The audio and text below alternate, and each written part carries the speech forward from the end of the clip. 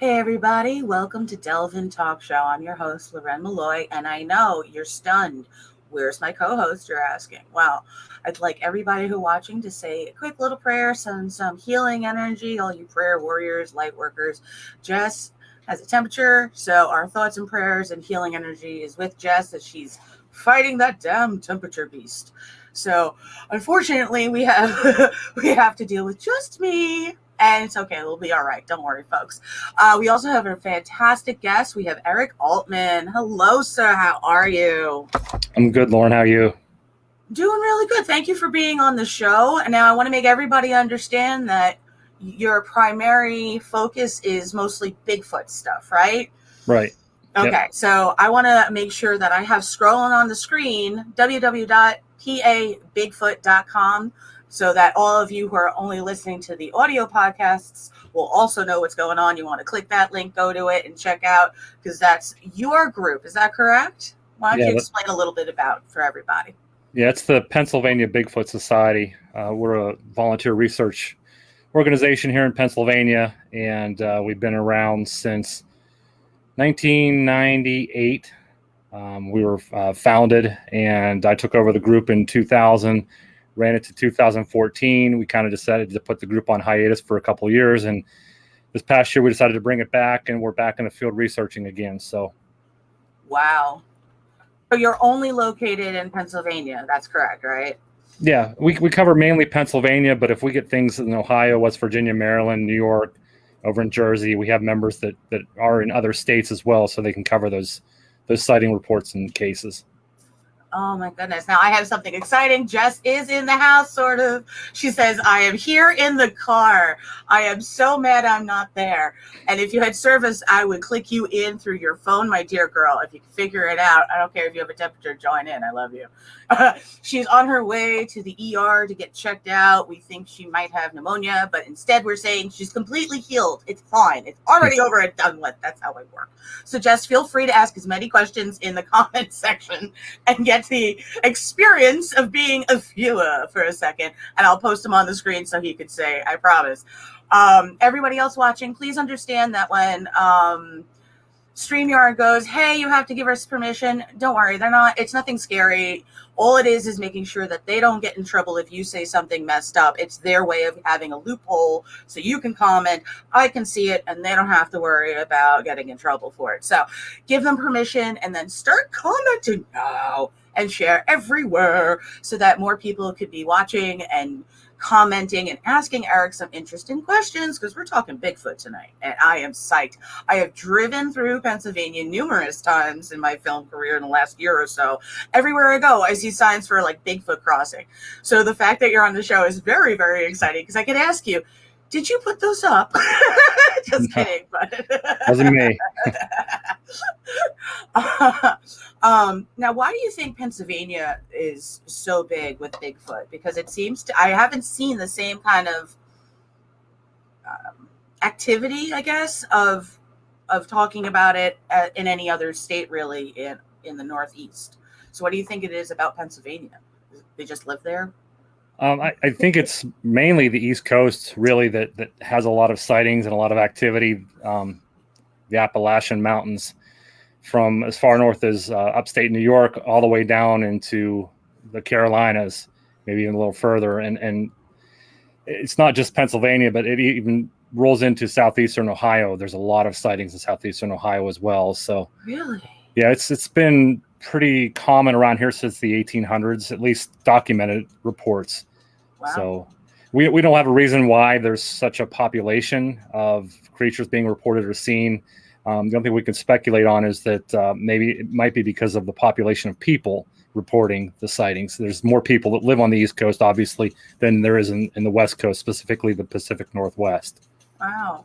So do you think it's like something to do with, like, are they possibly kind of mountain creatures and that's why the mountain is so conducive? Or does it, like, do you think it's just different kinds and it's just a denser spot? Because you also said Ohio up and down the coast. So do you think it's like a certain type of creature? Because I don't know enough, and I want you to tell me instead of me just making silly assumptions that I could make. Well, we don't know much about the creature because we really don't have one to study in its natural habitat. and we haven't been able to capture or kill one.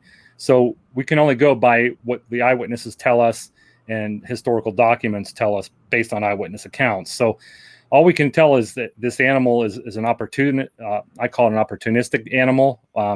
It looks for food sources, water sources, mainly remote areas, but it does come into populated areas, suburban areas where it looks for food and looks for any kind of shelter that it can hide out for a couple of days before moving on. So why it's here, we really don't know, other than Pennsylvania. The East Coast, like I said, has a lot of mountainous area, the Appalachian Mountains, but also has a lot of big cities and suburban neighborhoods and urban areas as well, and a lot of good food source. Pennsylvania itself has probably close to 25, maybe 30 million deer population, Really? and that's estimated. So if you take a deer population into consideration, the farmlands, the corn, the soybean. So you think they eat all sorts of stuff? You think they just eat anything, like more like a trash panda kind of would? Yeah. I called it a trash panda. Mike joined the show and he said, "New fan to Delve In show." Thank you, Mike. I appreciate it. Feel free to ask him questions. I'll make them pop up on the screen. So you think it's kind of like just whatever they can get their hands on? They eat anything?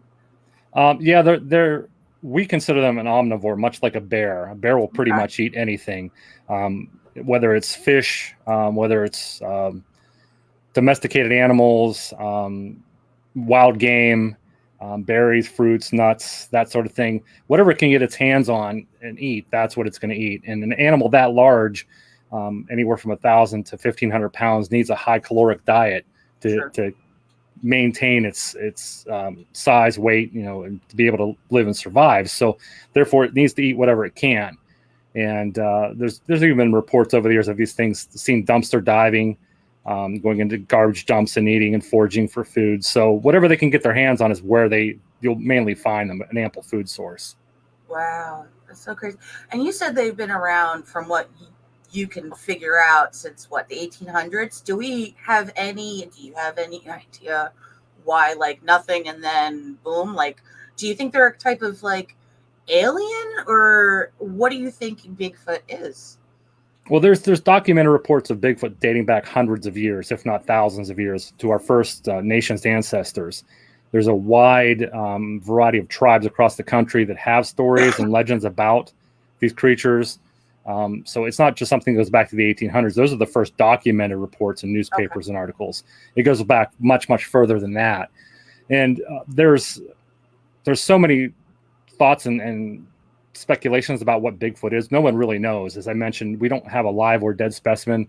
So because it's remained elusive as long as it has, and the modern white man, if you will, has known about this creature dating back to probably 1940s, if maybe a little bit earlier than that. So about 70 to 80 years, if we're looking at in total, the modern white man has known about this creature. And for an animal to remain that elusive that long in the United States is pretty rare. It can't happen, but it's pretty rare. And because of that, and because we don't have a live or dead specimen at this point with modern technology, people make a lot of assumptions and base a lot of their speculation on what the creature is. No one really knows if it's an alien, if it's a undiscovered primate, if it's a relative hominid. What a hominid is an upright walking animal or creature that may be related to us.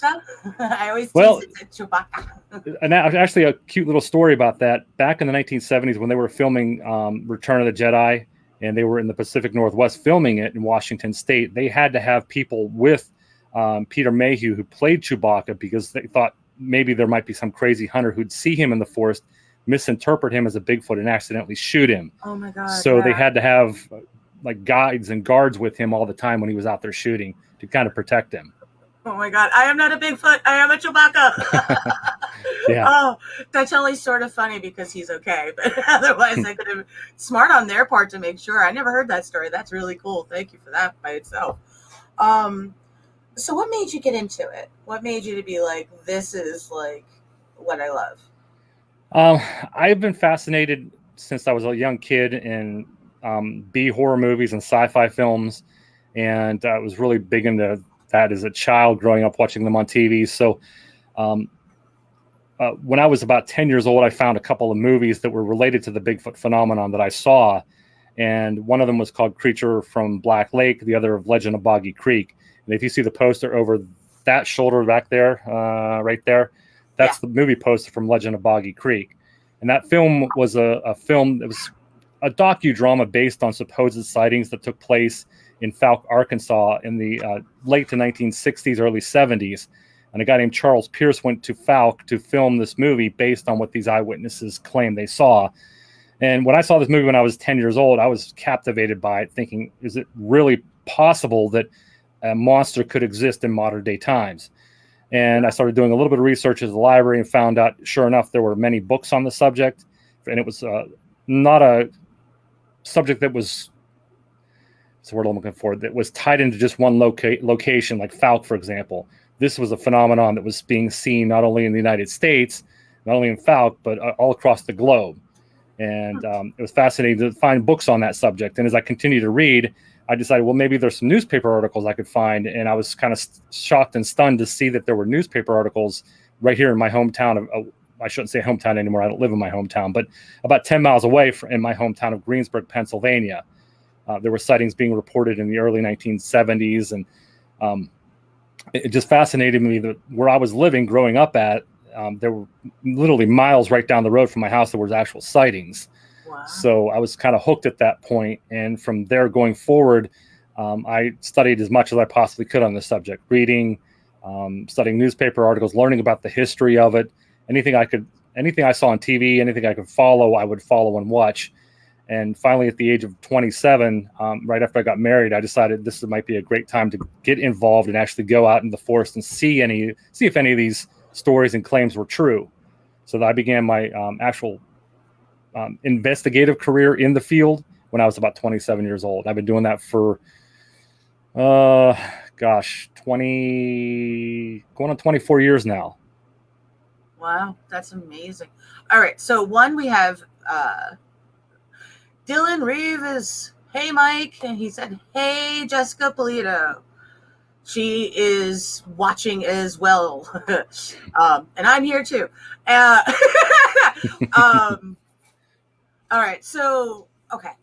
My question immediately is, how do you even go into what are you looking for? The first time you went into that forest and decided I'm going to try to find something. What were you looking for? What does someone look for? Immediately I'm like, I need more information, because if I'm walking in a forest, I want to make sure I don't wind up stumbling upon one and have them treat me like predator treated creatures in that forest. Well, I wasn't really going looking for the creature when I first got into this. I wanted to look at the areas where it was sighted and try to get an understanding of why it might have been sighted there, like a cause, and if it was just an accidental sighting, if there was food source available, what the cover, the habitat was like. So I was kind of looking at the areas to try to make sense of why the animal was where it was when it was sighted, and maybe get a better understanding of why that animal might still be in that area. So I wasn't really looking for the creature itself. But before I actually got into the field and investigating, I'm an outdoorsman, a hunter, a fisherman. I've spent a lot of time camping and that sort of thing. So I am familiar with the outdoors and a lot of the wildlife and common wildlife, especially in Pennsylvania. So I knew what to look for, those kinds of signs that would kind of differentiate it from common wildlife, the tracks, scat, signs like that, broken branches, stuff like that. So when I was going into these areas, I was not only looking for why the animal might be there, but maybe a couple of signs to see if maybe perhaps the animal was still in the area. Wow. Okay. So how big is Bigfoot's foot? That's a weird Bigfoot's foot. They're not a typical standard size. Okay. Because we're dealing with more than one creature. If there was one creature that traveled across the country, and it made appearances every so often, then we could probably say, yeah, there's one size. But there are literally been hundreds, if not thousands, of footprints discovered, hundreds, if not more than that, casted. And they range in size from anywhere from 10 to 11 inches, as long as 20 to 21 inches in length. Wow. The width would be anywhere from 6 inches to maybe 8 to 9 inches in width. So they come in all different sizes, some 5-toed. There have been reports of 4 and even 3-toed tracks that have been found. Wow. And there's even thought to be juvenile or infant Bigfoot tracks have been found as well, which they're kind of small, 4 or 5 inches. Wow. That's fascinating. I love it. Just blew my brain a little bit. So how tall would that be then? What would the range if 10 to 11 inches, what would the height of that net be? Like, what is the scale of the height of them then? Well, I would estimate a 10 to 11 inch footprint would probably be about a 5.5 to 6 foot tall creature. Okay. The larger track you get, the higher in height you're going to get. Right. And estimated sizes, when eyewitnesses see them, have been reported to be anywhere from 6 feet as high as 12 to 15 feet in height.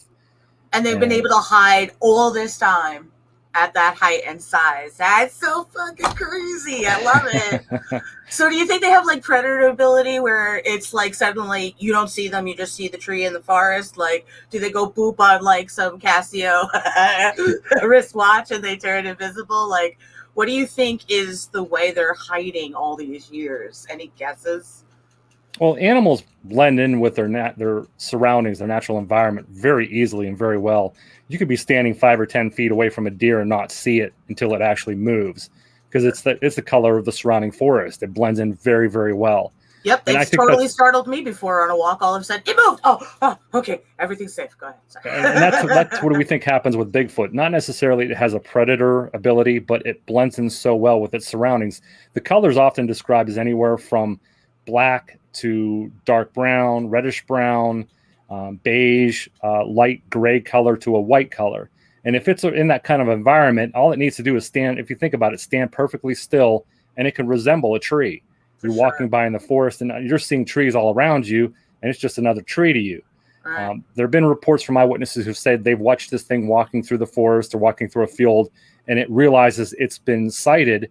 So all of a sudden it just drops down to the ground and blends in with the surrounding, looking like a tree stump.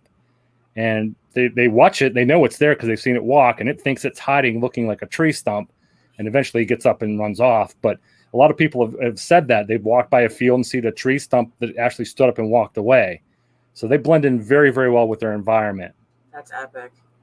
That by itself, like, that changes every walk in nature anybody's ever had. Like, let's take that for a second. Anywhere we're walking, right, we got our phones in our hands, looking at our feet. Nobody thinks to look up or left or right half the time. It's just straightforward, you know. And imagine how many times we've missed one because of, like, I'm trying to make sure I don't trip over my own feet or a stick or a root. Meanwhile, he's walking by me. Like, like, oops, like, that's a crazy epic thought. Imagine how many people might have seen one and not even know they saw one because it was just like, I am a tree now. Like, JC did a ghost symbol, and sweetheart, I have no idea what the other thing is. It looks like a pair of pants. I don't know. Ghost pants. JC put ghost pants and Mike said hello. So that was fun. Ghost pants. All right. I do love when people comment. It makes me so happy. Especially from how far away it was. I'm like, I don't know what that symbol is. Oh, pants. The emojis are crazy. She put laughy symbols. Okay, so tell me something you think everybody should know about Bigfoot. What is something you think is really important? Well, that's a tough question to answer because there's a lot of important things that people should know about Bigfoot. I think probably the most important thing people should know about Bigfoot is that there is something out there. People are still reporting it after the decades of, I mentioned, maybe probably 70, 80 years of the public being aware of what this animal is, or the animal's out there. People are seeing something. They're finding large footprints in the forest. They're having encounters. They're hearing loud screams in the forest and noises they can't recognize. Wait, what kind of screams? Does it sound like goats? Or is it like, eh? But like, what do they think it sounds like? I can't. Is it Chewbacca yelling?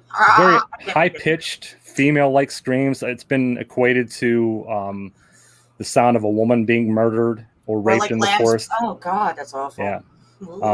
Howls, moans, screeches, whistling, primate whooping type calls. So this thing makes a lot of different animal calls. That's terrifying if you're by yourself, or even if you're not by yourself. It just can sounds be. like, what an idyllic night. Like Velociraptor sounds, honey. Lock your doors. Like, So do you? I can't help myself. The things that pop into my head. So do you think they're like dangerous? If I store one, should I not wave? Should I lock doors and hide? Like, probably just on the caution side. But I mean, like, is there any history of them being violent that we know of, or it's just like they turn into root stubs and pretend like an armadillo? There's more encounters people claim that are chance encounters where if they're sighted, the creature will flee very quickly the other way and the person will go the opposite direction. There have been cases over the years where there have been reported claims of attacks. The animal's usually been provoked or shot at, or its food, or perhaps its young have been encroached upon, and the animal doesn't like that, so it becomes defensive, and therefore... Which makes sense no matter what kind of animal or mammal it would be. Right. If you put anything in the corner, it's going to scratch at you or try to hurt you just to get out of the corner. Exactly. I said with a corner behind me. I love that. That's a bad joke. I just heard it. No. All right. I always like to ask because, like, I think it's fascinating that they would run when they're usually at least a human person's size or more, and they're almost terrified of us anyway after all these years. That's an interesting, because I mean, does that sound like something that normally happens in the wild? A ginormous creature would be scared of a less creature. I mean, besides the elephant and the mouse story. I mean, it's not something I normally would think. They'd be like, oh no, scary human. I don't know. Just an interesting. Well, some of the large animals in wildlife, like deer and bear, for example, they're afraid of humans. If we make a loud noise or a defensive posture towards them, they usually run. The only time that you really have to worry about a bear attacking you is if you're encroaching on its food or its young and posing some kind of threat. Then, of course, they're going to retaliate or come after you. But usually they run away. I mean, I've had my share of bear encounters where I've startled a bear and they've taken off the other way. They're more afraid of us than we are of them. So I think with the creature, a Bigfoot creature in this case, if we stumble across it, I think they're very aware of what humans can do. Sure. Especially the hunters carrying guns in the forest and having those chance encounters, that they want to be left alone. And that's why they're obviously so elusive. And when they have a chance encounter with a person, 9 times out of 10, they're going to run and go the other way, versus that one time out of 10 where there might be a young one nearby, or you're right on their habitat or their home and they don't want you there. So they're going to drive you away. Which makes sense no matter what it was. Like you said, bear, or, no matter where you are, there is going to be, try to get into my house when I don't want you to, I'm going to push you out too. So, exactly. I just always find it fascinating because in my mind, Bigfoot is an extremely intelligent creature. Or what am I, just to be so elusive with all the social media and cameras and people, like, it seems like they have to be pretty damn smart to constantly always be not able to get caught. You know what I mean? Like, what do you think? That's the general consensus, is they have a very high intelligence. Some equate it to being on the same level as humans, although I don't think they're that intelligent. Some think they're a little bit smarter than humans, and some of the people I've met over the years, I might agree with that. But for the most part, though, they seem to have a very high intelligence, and that would make sense, for remaining elusive and being able to adapt and survive in their habitat that they live in and not being captured or killed. So I think they are pretty intelligent animals. How intelligent remains to be seen, but well enough, I think, to keep themselves continually hidden the way they do. That makes sense. All right, tell me something else you think everybody should know about Bigfoot. Well, there's a lot of misnomers about Bigfoot, as you had brought up earlier, being violent and aggressive and attacking people, and that's not necessarily the case. The majority of sightings that people have are somebody walking through the forest or camping or even living in their own home. Bigfoot seems to be a very inquisitive creature and is very curious about us in nature, and will spy on us, if you will, kind of like a voyeur type of thing, to see what we're doing, to watch us, maybe to learn more about us. But as soon as it's recognized, that we're seeing it and it realizes it's being seen by us, it usually leaves pretty quickly. Huh. There are some cases over the years where they call it habituation situations, where a Bigfoot continually comes back to the same piece of property and interacts with the person living on that property, whether it be for food or they just feel safe around that person. They don't feel threatened or in any kind of danger. So they continually come around to that property for food and maybe interacting occasionally with that person that lives there. I've talked to many people over the years who've had those kinds of situations where it seems like Bigfoot shows up and they have their initial sighting, and then a couple months later, a year later or so, they have another sighting, and it seems like every so often the creature just comes around. So that's a pretty interesting tidbit too. That is awesome. So like Harry and the Hendersons, total true story. Everybody watch it. No, just kidding. Couldn't help myself. Colleen says, hey, y'all. And then JC says, has anyone asked if Eric has seen a Bigfoot? I'd love to know if he has and what his experience with it was. So asking. Have you seen one? I have not seen a Bigfoot. I've heard things in the forest. I've had rocks thrown at me, which is another defensive mechanism that Bigfoot's thought to do to drive people out of the forest. If you're encroaching on their territory, they're thought to throw sticks and rocks. Now, primates do throw sticks and rocks, especially chimpanzees, but it's thought Bigfoot does that same thing to try to drive away a predator, if you will. Wow. And I've had that happen to me. I've found footprints. I've been very close, I believe, to a creature, but I've never seen it on more than one occasion. So I just have that last golden, what do they call it, golden chalice, if you will, to actually see one. That's my ultimate goal. Wow. I have to tell you, when you said the throwing of stuff, a previous episode, me and Jess were talking, and she had gone walking in the woods, and she had explained that a huge chunk of the bark of one of the trees came ripping off the tree, and if she didn't stop, it would have crushed her. And on the tree was like a huge scratch mark. It looked like claw mark. So I'm wondering, was she possibly close to like a Bigfoot? Because it's Pennsylvania. So like when you said it, I was like, I wonder maybe if, depending, you say rocks and sticks and stuff. I'm wondering tree bark.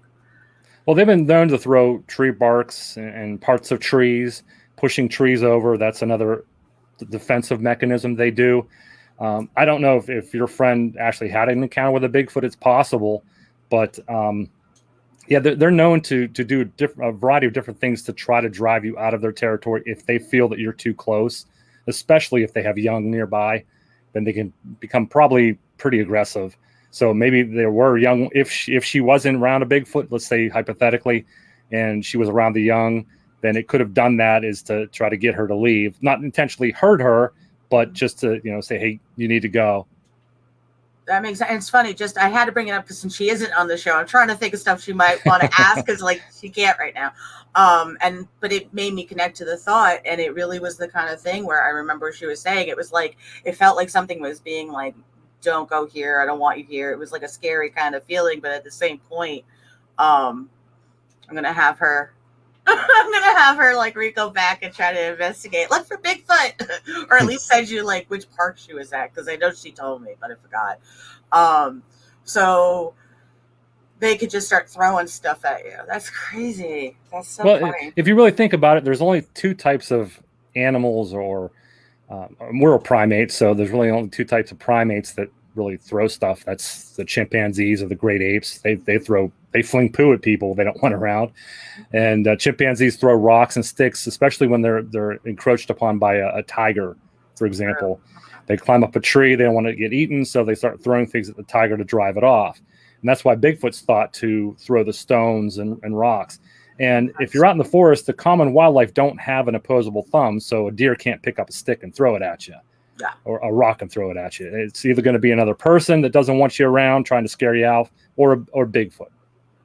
Oh my God, I love it. All right, Mike asks, Eric, how do you feel about Bigfoot being an interdimensional being? And JC said, thank you so much for answering. Happy love face. I appreciate it. Well, the whole thing about interdimensional Bigfoot, the jury's still out on that. No one really knows for sure. It is one of the highly talked about and speculated possibilities of what Bigfoot is as an interdimensional being. And many longtime Bigfoot researchers over the years are starting to seriously take a look at that possibility. We don't know if it is or not, because we don't know of any animal or any human or anything possible to make its way from one dimension into another. We don't know if that's scientifically possible. But the scientific community is discovering more and more dimensions that are alongside ours. I believe right now there's 12 or 13 dimensions that coexist with us, with our dimensions. So is it possible this is an alien or some kind of being that has been able to manipulate the possibility of moving through dimensions? We don't know. It may explain some of the reason why it's never been caught, or we find a dead specimen. We really don't know for sure. They go, beam me up, Scotty, and they take the body with them. I don't know if it is interdimensional or not. I'm more of the thinking that it's an animal, just an undiscovered primate that lives among us in the forest or with us in the forest. It's just the low number of population, breeding population, is the reason why we haven't found one yet, because they're very rare. I think probably we're dealing with maybe 5,000 to 6,000 of them across the United States. And that seems like a lot, but if you really think about 5,000 or 6,000 across, let's say Pennsylvania, when there's 25 million deer, there's not a lot of Bigfoot running around. Yeah, so it's a very rare animal.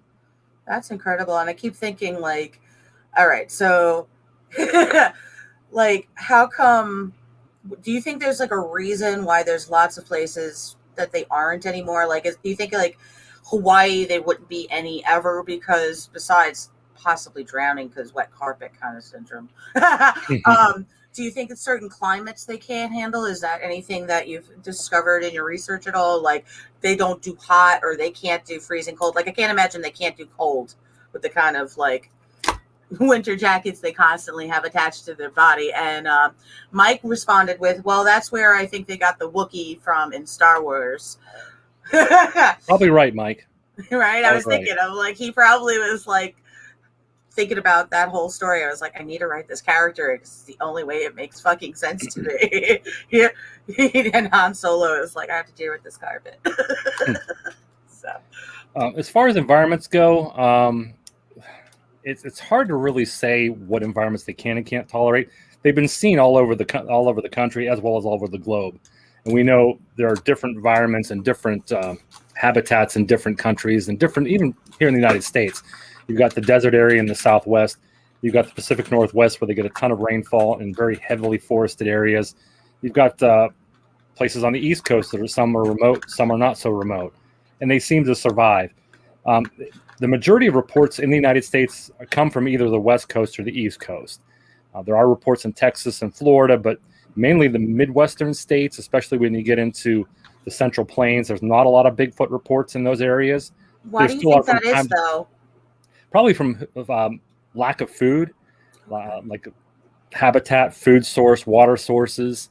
I think you need to have those in order to have a Bigfoot or any animal survive. So Right. As long as there's cover, food, and water, there's a good chance there could be something around that area. Kind of like in Africa, you'll have all the animals around the one watering hole because it's the watering hole they can get to, versus like they're not just going to stand in a desert where they're going to starve to death.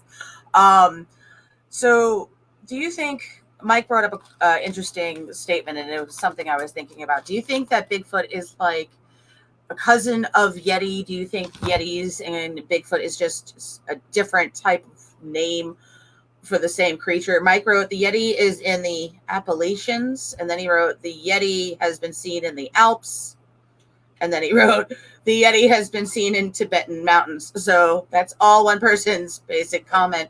Do you think they're all different types of the same creature, or is the word just this interchangeable?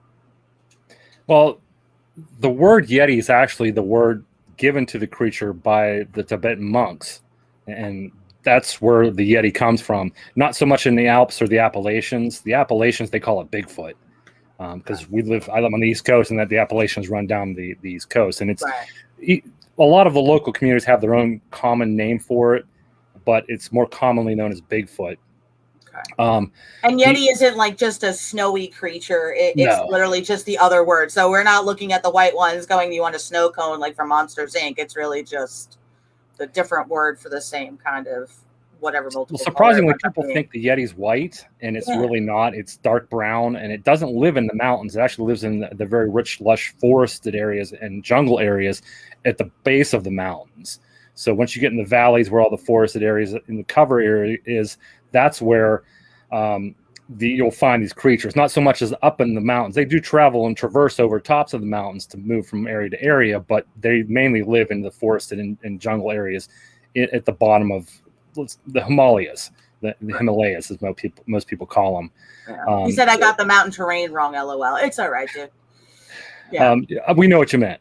Yeah. But as far as them being related, we don't know. Some people speculate that they are some kind of distant cousin or maybe of the same genus. We really have no way of knowing until these animals are actually discovered and the mystery solved. And there's no skeletons of any of these creatures. It's not like anybody dug them up like they supposedly dug up all the dinosaurs. So there's like nothing except some footprints. Is that right? Like the only evidence that we really have is some footprints from people, right? Is that where we are with it? Well, that's the main source of evidence are the footprints and the castings made from them. There have been hair, tissue, and DNA samples collected over the years. Unfortunately, until we have a database built up that we can match unknown hairs with and say, okay, that matches that, we really have no way of knowing what it comes from. Dr. Jeffrey Meldrum is an anthropologist from Iowa State University, and he's been thoroughly invested in the subject for a good 30 or 40 years now. And he's come up with the idea, the possibility that, these footprints are, again, our best evidence because the toes, splay, they're showing these footprints are actually being left by a live animal rather than a fake foot or something like that. So they're really the best evidence we have. And he has also examined some of the hairs that have been studied, and they seem to be missing the medulla inside the hair. And the medulla is a very thin strip. It's a tube inside the hair for DNA extraction. And if it's missing, those are considered the gold standard of Sasquatch hair. Those are what he considers Sasquatch hair, and they're very rarely found. So he does look at hair samples. He does identify those. We've taken DNA from some of the hairs that have been collected over the years, and some of them come back as unknown because they don't match what we already have built up in the DNA database. So once we have either a specimen that we can match the hairs to or build up enough samples in the DNA database, all we have are unknown or undiscoverable hairs. They can't match them with anything known to us. Wow. And so that's so cool. It's so crazy. Okay. So we have Joanna who says, hey, everybody. She wrote, hey, everyone. And JC asked, Eric, do you think that there were more in earlier years than there are now? Yes and no. I think people back in the 1960s and 70s were having an abundance of sightings, and it was newer to them. They weren't really used to the phenomenon and seeing it, and they're more apt to report it because we really weren't knowing what we were dealing with at that time. So it was kind of like the police were involved. A lot of law enforcement were involved, especially in cases here in Pennsylvania. So really, I didn't know that. Oh yeah, there was a lot of law enforcement involved. And at that time, it wasn't such a known thing that people were hoaxing and faking these sightings and stuff like that. So it was basically people seeing something unknown, and they were trying to get to the bottom of it. Now Bigfoot's so common, it's so intertwined with pop culture that everybody has heard about Bigfoot. Everybody knows what Bigfoot is. So the Bigfoot sightings still occur modern day right now. I mean, we're getting reports and everything like that. So people still see them. I just think people have just kind of grown accustomed to the possibility of Bigfoot existing. So it's not a big shock and awe when somebody has a sighting. They don't report it like they used to, if that makes sense. Totally. And also nowadays it's almost like, does somebody even really want to versus like trying to inform the public out of like safety features, you know what I mean? Like now if somebody takes a picture of it, they could have an argument. They might not want to do that. They might not want to like voice an opinion, where back in the day it seems like because nobody understood it, it was like, oh my God, we need to tell people, keep people safe. Now it's like, do you want to have that argument in some cases? Do you know what I mean? The fear and ridicule factor kind of went away as Bigfoot became more popular. So people weren't as afraid to come forward with their sightings, because back then, I mean, if you told somebody you saw a hair-covered monster in the forest, you were deemed crazy and off your rocker, and they were worried about being locked up, and people not believing them and their credibility ruined. Now it's just like, oh yeah, I saw a Bigfoot. Oh, big deal. So what? It's a common thing. People accept it now. They didn't back in the 60s and 70s. Or they think somebody's making it up and faking it. Right. So back in the 60s and 70s, it was a new thing. People weren't really accustomed to it, and they didn't know what they were seeing. So they didn't have a problem saying, I saw something, I don't know what it was. And as it became more popular, even into modern day, people are just kind of like accepting of it. And it's not as less, what's the word I'm looking for? Socially acceptable? It's more socially acceptable now, but back then it wasn't. Right. They really didn't. They didn't you like the idea. Don't think that there's you don't think there's actually more then versus now. It's just, or do you think there is more now than then of Bigfoots? Well, it's hard to determine because we still get sightings today. We just don't get them as frequently. In some places, you do get more sightings than others, of course, and that might be based on encroachment and where people are moving and building and tearing down the forests and building shopping malls. So that might be a reason why we don't have them as many sightings as we did back then. It's really hard to say. I don't think the population has died down much, but if it's a small population and we're taking away their habitat and their food sources and water, it's very possible some of them might have started to die out. That's amazing. All right, what do you think was one of the biggest misconceptions that you'd like to fix about Bigfoot? We talked a little bit about it earlier. People think that it's a scary monster that's going to kill them. Right. They're terrified of it. Oh my God, Bigfoot's this scary thing that's going to hurt you, it's going to eat you, and that's not necessarily the case. But also to forewarn people too, pop culture has put such a weird spin on Bigfoot with all these kiddie cartoons and family movies. My son is a Bigfoot, or my father is a Bigfoot, or Harry and the Hendersons, making Bigfoot out to be this lovable cartoon character that they can cuddle up with and be friends with. And that's not necessarily the case too. It's a wild animal. It's something we're not familiar with, and it can be dangerous at times.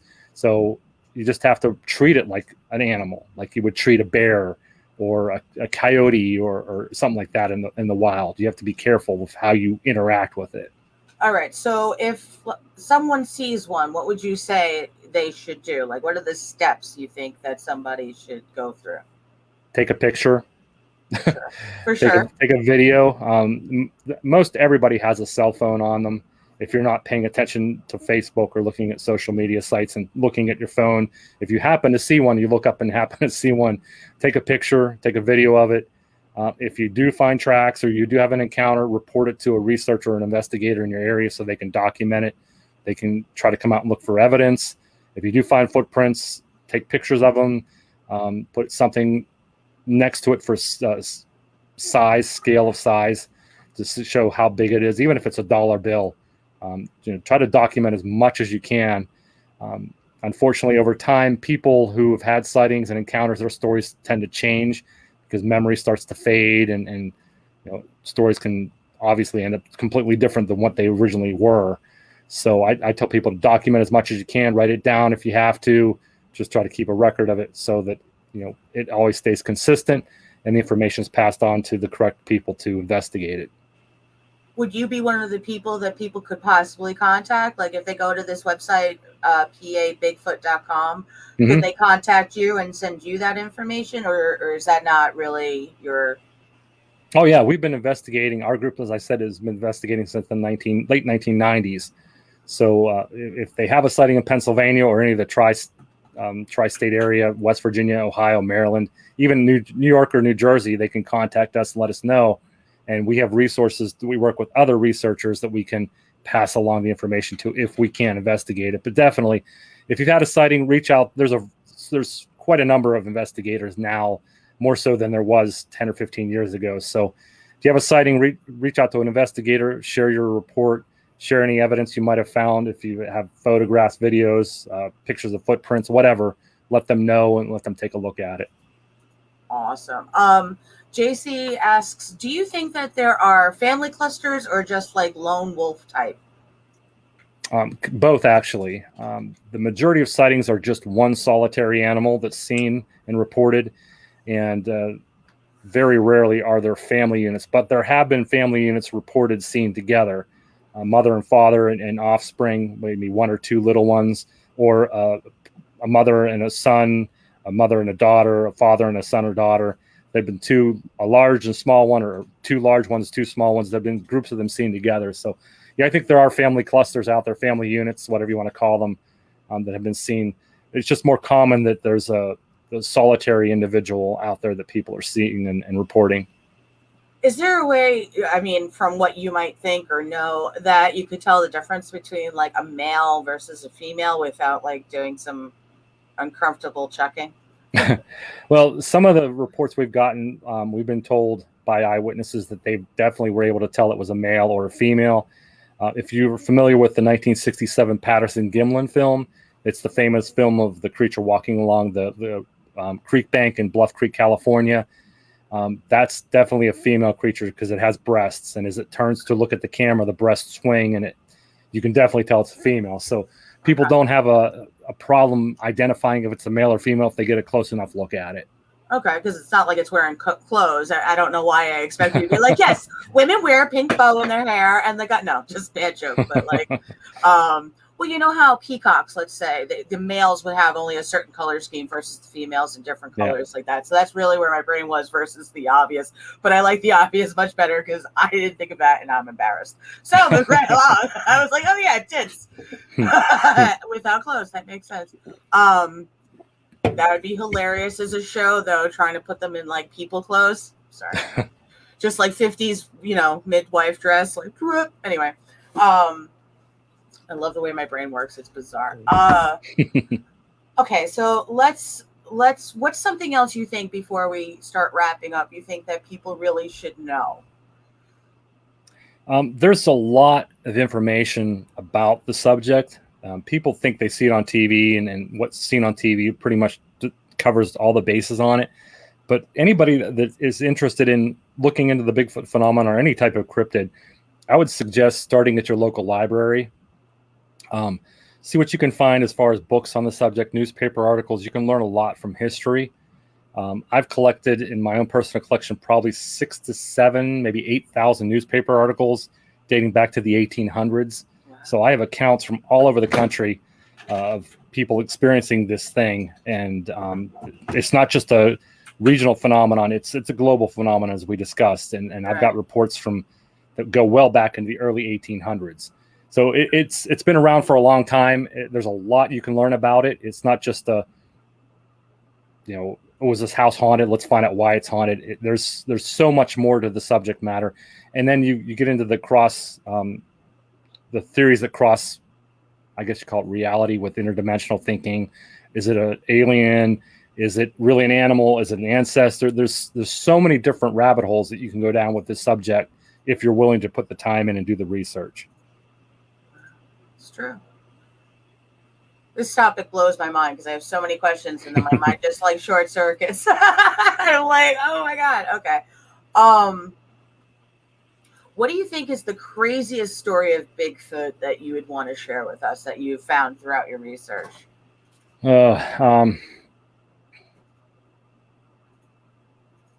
There's been some stories and I won't give away locations or people's names, but there have been stories of habituation, which I mentioned a little bit earlier, where the animal is thought to continually come back to the house or to the property, and people have multiple sightings. There have been some stories shared over the years where I think is a little far-fetched, where people claim they have actually conversations with Bigfoot. They share food with Bigfoot. There's people that even claim they've had sex with Bigfoot, and which I think is absolutely bizarre. But I can't control my face at all. Yeah, I made every range of it happens. Unfortunately, we get those weird cases. But I think some of the stranger ones have been people that claim they've communicated with it, whether it be physically communicating through sounds and gestures and that sort of thing. And people have claimed they've communicated with the creature telepathically, where it can read their mind and they can read its mind and they have conversations. Those kinds of reports I find a little far-fetched. We're dealing with an animal that's been undiscovered, and yet people are continually adding more and more mystery on top of it already. It kind of convolutes the whole subject. So I don't really buy into the whole telepathy or unless it's an alien, and then it makes total sense. Well, if it's an alien, but at this point we don't know. No, so I know. I just can't help it. We really have no idea. But those kinds of stories they leave me kind of, with like a bad taste in your mouth. Yeah, like that like really true. Yeah, kind of like, I don't know if I want to go down this rabbit hole.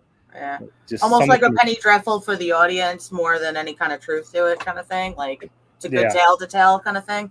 Yeah, some of the reports we get, you just kind of want to walk away from and leave them have their report and have their own little world, and you just go and deal with your own things on your own terms. Did you give him the key? Is he paying rent now? Yeah. And I mean, anything's possible, because I remember at one point there was some story in the news where the woman decided she was going to marry the Eiffel Tower, and then like 3 weeks later there was an article where a guy married a tree, and I was like, okay, done with all of it. Yeah. So like, I'm sure people have thoughts. Like, I saw an article the other day and it said a woman married a ghost, but then she was upset because he divorced her for another ghost, and I was like, where do you get this stuff? So that's why, like, when you hear the kind of thing where they were able to psychically and telepathically understand each other, you're going, that sounds like a lot of fun story for a movie, but is that what happened? Or like having a meal with him. Did you feed him with a spoon and he used a fork and a knife? Or are you talking like Trash Panda style? And it's like, yeah, eat that, and close the door again. Like, and I think sometimes people do, you see stuff where it's like, I feel like they really upped that story versus like, I think it walked by the room, like, But so what do you think is the most interesting track you've ever seen? Was it like a 5-toed, a 3-toed? Like, was it huge? Was it super creepy? There was a sighting that took place in 2009 in Southwestern Pennsylvania. Mother and daughter were out for a drive on a Saturday afternoon. Actually, it was a Friday evening, I should say. About 5 o'clock, they were out for a drive on driving through the mountains of some of the back mountain logging roads and different trails and whatnot. And they came across a gas line, a very long open space between two sets of forest. And they stopped, they slowed down because the view was really nice. They thought, no, this is a beautiful view. Let's take it all in. They got out of the car, they looked, they didn't see anything. They got back in the car and they continued down the road. Coming back, they thought, well, let's stop one more time and take another view, because it is a pretty gorgeous sight from where we're standing. And as while they're looking, they hear noise down in the forest to their left, something breaking branches, moving around through the trees. They didn't know what it was. They just figured maybe it was a deer or a bear coming through, because the gas well lines are very heavily traveled by their wildlife. So as they're watching it, they watched a Bigfoot emerge from the left side of the trees, cross the gas well line down the hill from them, and enter the other side of the forest on the opposite side of the gas well line. They watched it, but it never looked at them. It probably never knew they were there. So they got in hold of us. They contacted us, and my research team was out there the next morning to meet with them. And they took us to the location, and they showed us where they saw the creature cross the gas well line. We went down to investigate, and sure enough, we found a trail that came out of the forest and crossed the gas well line and went into the other side of the forest. While my team was out in the gas well line investigating, I went into the other side of the forest where it had gone into and began examining the ground for tracks. And I did find a 19-inch footprint that was in a dried up creek bed that was left. And I can only assume it was left by the creature, because it was a very large impression in the ground, probably about 19 and a half inches long and about 8.5, 9 inches in width. That's ginormous. Okay.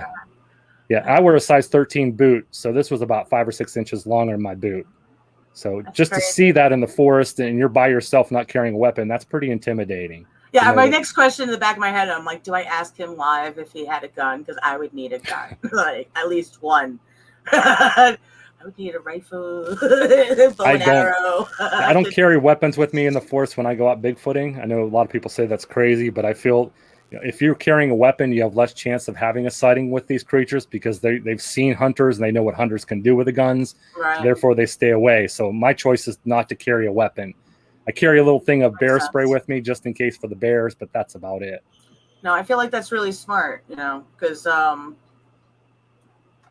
wouldn't want to go near somebody that had one of those either. And if you're not smelling of any of that, you're more likely to be able to even get closer versus like, I smell gun oil. I know what that means. I'm out. Yeah. But seriously, that's ginormous balls to go wandering in a forest to find like a ginormous creature with no weapon to be like, hi, you do exist. I might run or wet myself. I mean, I know what I would do. And I like scary stuff. I write horror movies. And my first thought was like, I remember getting stuck in the woods. If I also wound up seeing this ginormous footprint of a creature that's definitely not like my foot, I'd be even more upset.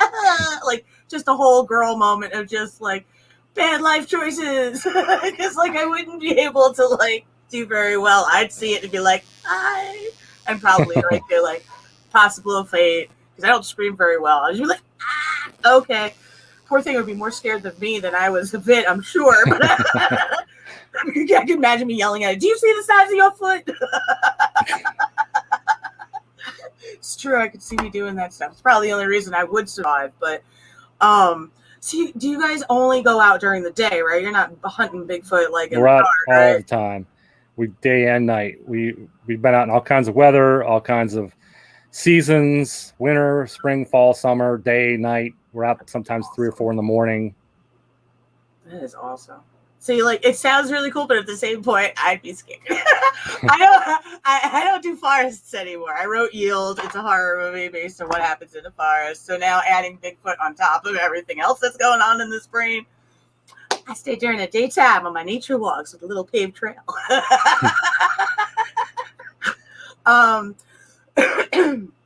If somebody wanted to talk to one of them, is there something you would start with? Like, are you going to just wave at them if you saw one? What, like, how would you even start that? Just like, hello, I'm Loren. Like, would you just talk or would you just kind of stand there and try not to make sounds? What would you think is a better choice? I think probably the best thing to do is just to remain still and calm and don't panic.